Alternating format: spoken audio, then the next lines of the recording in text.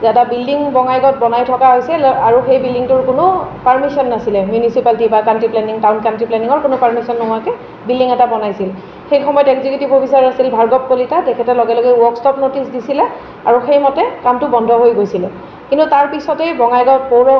পৌৰপতি সুবোধ দাস ডাঙৰীয়া আহে আৰু তেখেতে ৰাজনৈতিকভাৱে পাৰ্মিশ্যন দিয়ে এতিয়া মই নাজানো অসমত এই ব্যৱস্থাটো আছেনে নাই কোনোবা পৌৰসভাত যে পৌৰপতিয়ে ৰাজনৈতিক পাৰ্মিশ্যন দিব পাৰে বিল্ডিং বনোৱাৰ কাৰণে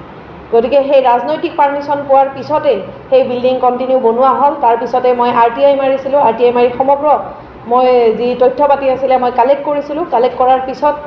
মই এক্সিকিউটিভ অফিচাৰ বৰ্তমান নতুনকৈ জইন কৰিছে তেখেতক কেইটামান লিখিতভাৱে প্ৰশ্ন কৰিছিলোঁ যে এই ধৰণৰ পাৰ্মিশ্যন লিগেল হয় নেকি অসমত এনেকুৱা ধৰণে এজন ৰাজনৈতিক ব্যক্তিয়ে পাৰ্মিশ্যন দিব পাৰে নেকি য'ত টেকনিকেল নলেজ নাথাকে টেকনিকেল টিম নাথাকে তেতিয়া তেওঁ মোক জনাইছিলে যে তেনেকুৱা ধৰণৰ পাৰ্মিশ্যন কোনো পধ্যেই বৈধ নহয় লগতে মই country planning town and country planning Bongaigaon তেওঁলোককো মই জনাইছিলোঁ তেওঁলোকে ৰিটেনভাৱে মোক জনোৱাই তেওঁলোকৰ সেই বিল্ডিংটোত কোনো পাৰ্মিশ্যন তেওঁলোকে দিয়া নাই আৰু সেয়া সম্পূৰ্ণ অবৈধ তাৰপিছত মই কমপ্লেইন কৰিছিলোঁ যে অবৈধ বিল্ডিং এটা হৈ আছে এক্সিকিউটিভ অফিচাৰে বঙাইগাঁও মিউনিচিপালিটিয়ে কি ব্যৱস্থা ল'ব তেতিয়া মোক জনাইছিলে প্ৰশান্তি ভট্টাচাৰ্য তেখেতে জনাইছিলে যে তেওঁ একো কৰিব নোৱাৰে তেওঁ যথেষ্ট খুব বেছি কৰিলে তেওঁ এখন ৱৰ্কশ্বপ নটিচ দিব পাৰে আৰু সেই ৱৰ্কশ্বপ নটিচৰ পিছতো কিন্তু সেই বিল্ডিং কনষ্ট্ৰাকশ্যন বন্ধ হোৱা নাই য'ত দেখা গৈছে যে বঙাইগাঁও মিউনিচিপালিটি আগতেও মই দেখিছোঁ ৱৰ্কশ্বপ নটিচ দিলে বহুত ডাঙৰ ডাঙৰ বিল্ডিং কনষ্ট্ৰাকশ্যন পাৰ্চনেল বহুত বিল্ডিং দেখিছোঁ বন্ধ হৈ থাকে কিন্তু এই বিশেষ বিল্ডিংটো য'ত ৰাজনৈতিক আমাৰ বঙাইগাঁও পৌৰপতি সুবোধ দাস ডাঙৰীয়াৰ ৰাজনৈতিক হস্তক্ষেপত এটা অবৈধ পাৰ্মিশ্যন পোৱাৰ পিছত এই বিল্ডিংটো কিন্তু বন্ধ কৰা নাই আৰু এই ক্ষমতা নাই বুলি জনাইছে প্ৰশান্তি ভট্টাচাৰ্য এক্সিকিউটিভ অফিচাৰে মোক নিজেই ব্যৱস্থা কৰি ল'ব দিছে গতিকে মই বঙাইগাঁও মিউনিচিপালিটিকো প্ৰশ্ন কৰিছোঁ লগতে বঙাইগাঁও জিলা প্ৰশাসন মই DC অফিচতো এই সম্পৰ্কে মই এখন দিছিলোঁ এপ্লিকেশ্যন কিন্তু মই বুজি পাওঁ ইলেকশ্যন আছিলে কোড অফ কণ্ডাক্ট আছে তেওঁলোকে এতিয়ালৈকে ব্যস্ত হৈ আছে চাগে সময় পোৱা নাই এইখন এপ্লিকেশ্যন চাবলৈ গতিকে মই তেওঁলোককো প্ৰশ্ন কৰিছোঁ বঙাইগাঁৱত এতিয়া মই পোৱা তথ্যমতে বহুত এনেকুৱা ধৰণৰ কাম চলি আছে অবৈধ পাৰ্মিশ্যন বঙাইগাঁও সুবোধ দাস ডাঙৰীয়াই দি আছে কিহৰ গোপন বুজাবুজিত এই কাম কৰিবলৈ সাহস তেওঁ কৰিছে মই প্ৰশ্ন কৰিছোঁ আৰু তেওঁৰ কিমানখিনি নলেজ আছে এতিয়া মিউনিচিপালিটি বাই ৰুল এক্ট মতে পৌৰপতিৰ এই অধিকাৰ নাই গতিকে মই এইখিনিত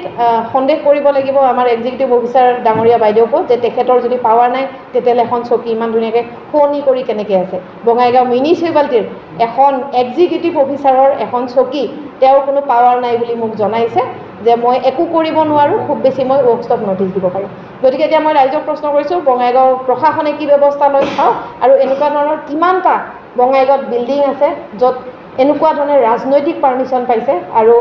ৱৰ্কশ্বপ নটিচ পোৱাৰ পিছতো কাম কৰি আছে মই চাব খুজিছোঁ আৰু উপযুক্ত মোক বিচাৰ লাগে যে বঙাইগাঁৱত এনেকেই হয় নেকি কাম কাজ এনেকেই চলে নেকি কাম কাজ গতিকে জানো ৰাইজে মোক কি উত্তৰ দিয়ে আৰু বঙাইগাঁও প্ৰশাসনে ইয়াৰ ওপৰত কি ব্যৱস্থা লয় আপুনি যেটো অভিযোগ কৰি আহিছে বঙাইগাঁও পৌৰসভাৰ বিৰুদ্ধে কোনখিনি ঠাইতে এই বিল্ডিংটো এইটো বঙাইগাঁও কলেজৰ একদম ওচৰতে আপোনাৰ বঙাইগাঁও কলেজৰ একদম দাঁতি কাষৰীয়া আৰু বিল্ডিংটো হয় কিন্তু বিজনেছ পাৰ্পাছত বনাইছে সেইটো হোষ্টেল বনাই আছে সেইটো একদম কাষতে আৰ আপনি যেটো অভিযোগ কৰি আহিছে এই যেটো কনস্ট্ৰাকশন চলিছে এই বিল্ডিংটো স্বত্বাধিকাৰী এইটো কাৰে এইটো লৈ এটা ডাঙৰ প্ৰশ্ন কাৰণ যিটো বিল্ডিঙৰ যিজন অনাৰ আছিলে যিটো প্ৰপাৰ্টি অনাৰ হয় মাটিৰ তেখেত জগদীশ পাঠক তেখেত এতিয়া ঢুকাইছে আৰু আটাইতকৈ ডাঙৰ কথা যে জালিয়াতিটো সেইখিনিতে বিল্ডিং পাৰ্মিশ্যনৰ যিখন আমি ড্ৰয়িং বনাওঁ যেতিয়া আমি বিল্ডিং পাৰ্মিশ্যন লৈ চাইন কৰিব লাগে মাটিৰ মালিকে সেই মাটিৰ মালিকে চাইনটো কৰা নাই তেওঁৰ অসুস্থ অৱস্থা বা তেওঁৰ এলজাইমাৰ পেচেণ্ট আছিলে তেখেতৰ সুবিধা লৈ তেওঁৰ পুত্ৰ জিতুল পাঠকে সেই চাইন নিজে কৰিছে যিটো ইতিমধ্যে ফৰেনচিকত প্ৰুফ হোৱাৰ পিছত চাৰ্জশ্বিট দাখিল কৰিছে কোৰ্টত কেছ আৰম্ভ হৈছে PRC কেছ ফাইল হৈছে য'ত অলৰেডি প্ৰুফ কৰা হৈছে যে ছিগনেচাৰটো জালি হয় আৰু সেইখিনি জনাৰ পিছতো পৌৰপতিক মই জনোৱাৰ পিছত তেখেতে মোক উলটাকৈ কেছ ফাইল কৰিছে তেখেতক মিউনিচিপালিটি অফিচত গৈ সুবোধ দাস ডাঙৰীয়াক মই গালি গালাজ কৰা বুলি কিন্তু মই আচলতে প্ৰশ্ন কৰিছিলোঁ যে আপুনি সব জনাৰ পিছতো এটা অবৈধ বিল্ডিঙত য'ত চাইনটো অৰিজিনেল মালিকে কৰা নাই আপুনি কি ব্যৱস্থা ল'ব গতিকে সেই বিষয়ে তেওঁ মোক উলটাকৈ মোৰ এগেইনষ্টত কেছ ফাইল কৰিছিলে যিটো সম্পূৰ্ণ অযুক্তিকৰ